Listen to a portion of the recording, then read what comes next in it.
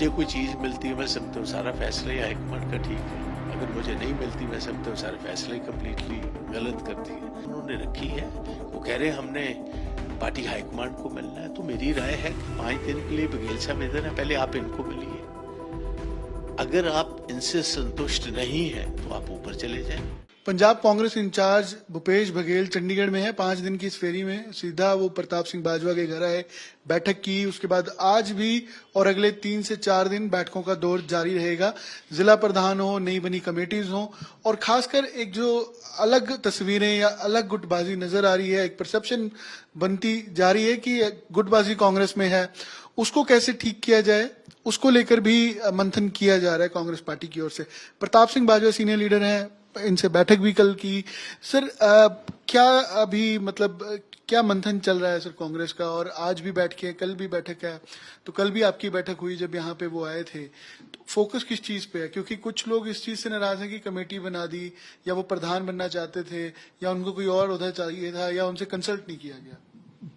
देखो किसी पार्टी में, नेशनल पार्टी हो या रीजनल पार्टीज भी हो, जो टॉप लीडरशिप होती है वही फैसले लेती है।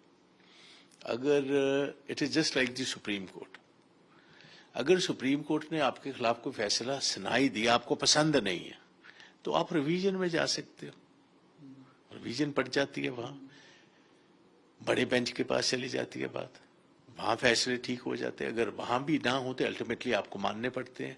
हर फैसला जरूरी नहीं है कि आपके मुताबिक ही हो, आपकी नजर से आपको गलत लग रहा है, किसी की नजर से ठीक लग रहा होगा, तो there is always difference of opinion.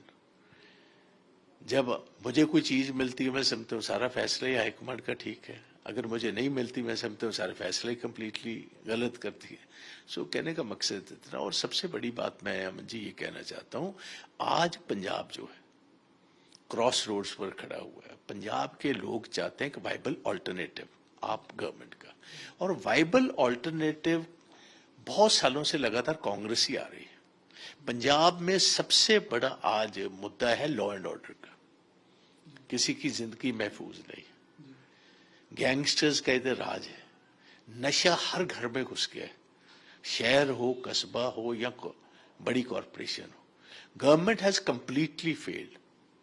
तो इसलिए पीपल वांट कि कोई ऐसी पार्टी आए जिसमें सक्षम लीडरशिप हो, और सक्षम लीडरशिप ही पंजाब को कंट्रोल कर पाएगी। पर जो ये शक्ति प्रदर्शन सर हो रहा है, पहले मोरिंडा में हुआ, फिर कल भी मोहाली में एक जगह बता रहे हैं कि सभी लीडर्स आए, गले में हाथ डाल के एक दूसरे के, वो जो शक्ति प्रदर्शन है, इनडिसिप्लिन तो नहीं, बट उस पर आपको लगता है कि रिवीजन की कोई गुंजाइश है? वो तो एक डिसीजन ही हो गया। देखो, शक्ति प्रदर्शन हमेशा पार्टी को स्ट्रेंथन करने के लिए करना चाहिए। चलो मिलते हैं डेमोक्रेसी में, there is nothing wrong in meeting till the time आप लक्ष्मण रेखा में रहकर कीजिए।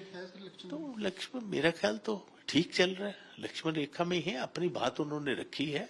वो कह रहे हैं हमने पार्टी हाईकमांड को मिलना है, तो मेरी राय है कि 5 दिन के लिए बघेल साहब इधर है, पहले आप इनको मिलिए। अगर आप इनसे संतुष्ट नहीं हैं तो आप ऊपर चले जाएं।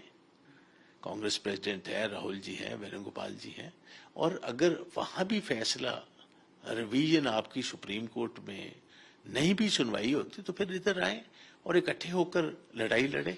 अगर पार्टी बचेगी तो आप भी बच जाओगे। पर सर आपको लगता है कि उस अभी स्टेट पर है कि रिवीजन हो? क्योंकि कुछ का मानना यह है कि शायद वो पूर्व मुख्यमंत्री रहे हैं, तो उनको प्रधान का या बड़ा ओहदा एक्सपेक्ट कर रहे हैं वो कि उन्हें मिले। देखो, मैं इन इंडिविजुअल बातों पर कोई चर्चा नहीं करना चाहूंगा। सारे मेरे करीबी साथी हैं, हर आदमी की अपना अपना व्यू पॉइंट होता है, मैं किसी व्यू पॉइंट को कॉन्ट्रडिक्ट नहीं करना चाहूंगा। मेरी तो इतनी बात ही है, लक्ष्मण रेखा में रहे, फैसले वो करें जिसका एडवांटेज पार्टी को जाए। कोई ऐसा हमारा काम नहीं होना चाहिए, एक्शन ऐसा नहीं होना चाहिए जो अल्टीमेटली पार्टी को नुकसान कर जाए। सर वही चीज पे सवाल है कि ना तो वो इंचार्ज भूपेश बघेल के डिसीजन से या मीटिंग से सेटिस्फाइड नजर आते हैं, ना जो हाईकमांड ने किया उससे सेटिस्फाइड नजर आते हैं, तो अल्टरनेटिव क्या है?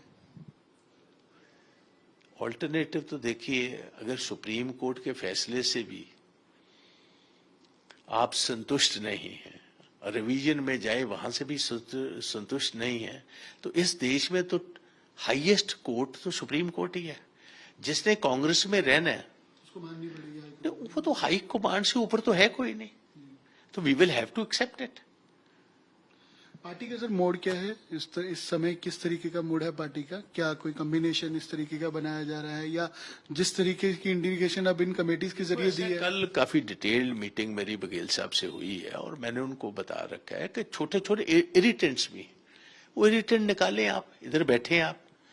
बहुत सारे ऐसे लोग हैं जो अभी तक ये चाहते हैं कि हमें क्लैरिटी दी जाए कि हमने लड़ना है, किसने लड़ना है। देखिए, ज्यादा इरिटेंट ऐसे, मेरे का 70-80% तो ऐसे हैं जो इधर ही आयन आउट किए जा सकते, वो आप कर दीजिए। उसके बाद को जो बड़े को 2-4 लीडर्स की को बात होगी, ऊपर मुलाकात कर लेंगे। आपने अमेरिका और ईरान का एग्जांपल दिया कि अगर वो बैठ के बात कर सकते हैं तो ये इतना बड़ा मसला नहीं। मैंने तो ये बात की, इतनी एक्सट्रीम जहां जंग चल रही है वो भी टेबल पर आ गए, तो ये तो घर में ही है। कोई मतभेद, अगर डिफरेंसेस ही हैं, कोई झगड़ा थोड़ा है। डिफरेंसेस और झगड़े में बहुत फर्क है। अगर वो बैठ सकते हैं, हमें बैठना चाहिए।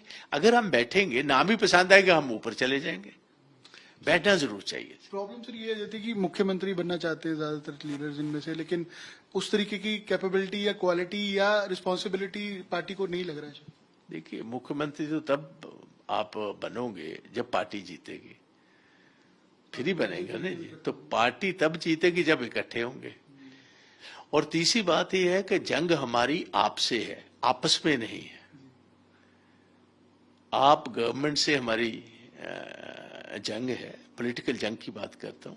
हमें उस तरफ ध्यान, तवज्जो ज्यादा देनी चाहिए। आपस में बैठकर जल्दी से जल्दी जो भी आपके डिफरेंसेस हैं उनको, मेजर विद इन फाइट आप करे नहीं है तो मेरा ख्याल नहीं। सर एक दूसरा सर, इसके अलावा जैसे सतलुज का इशू चल रहा है, उस पर आपका क्या कमेंट है सर? बिकॉज मैंने तो आपको पहले बता दिया कि सतलुज तो मैंने देखी नहीं है मूवी। नंबर 2, मेरा मानना है कि सतलुज को बनवाने वाले, फिर दिखाने वाले, फिर बैन लगाने वाले वही फोर्सेस हैं। आपने सिर्फ कल भी यही बात की थी, लेकिन ऐसा क्यों? मतलब ये बीजेपी की और आपकी इंडिकेशन है? मेरा इंडिकेशन, पढ़े लिखे लोग तो इशारा ही समझ लेते हैं। मेरा इंडिकेशन किसी की तरफ नहीं है। आप ही थोड़ा सा इसमें रिसर्च कर लीजिए, आपको पता चल जाएगा कि बनवाने वाले कौन थे, दिखाने वाले कौन है, और बैन लगाने वाले कौन है। ये थोड़ा सा इंटेलेक्ट पर भी छोड़ना चाहिए।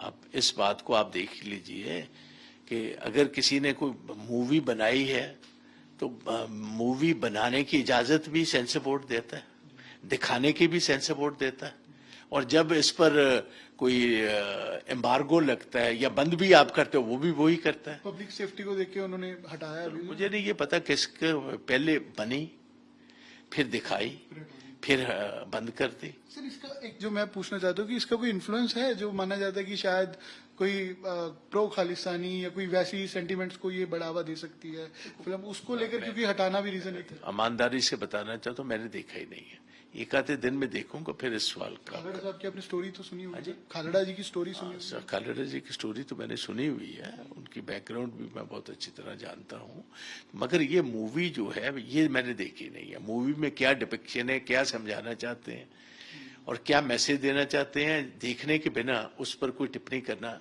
वाजिब नहीं होगा। प्रताप सिंह बाजवा कह रहे हैं कि कांग्रेस की कोई विद इन मेजर फाइट नहीं है, मतभेद हैं जिनको टेबल पर बैठकर सुलझा लिया जाएगा, और मूवी भी जिन्होंने बनवाई उन्होंने हटा दी, और ये लोगों के इंटेलेक्ट पर इस मूवी को छोड़ना चाहिए। कैमरा पर्सन गुंजीत साथ अमन भारद्वाज, चंडीगढ़, आज तक।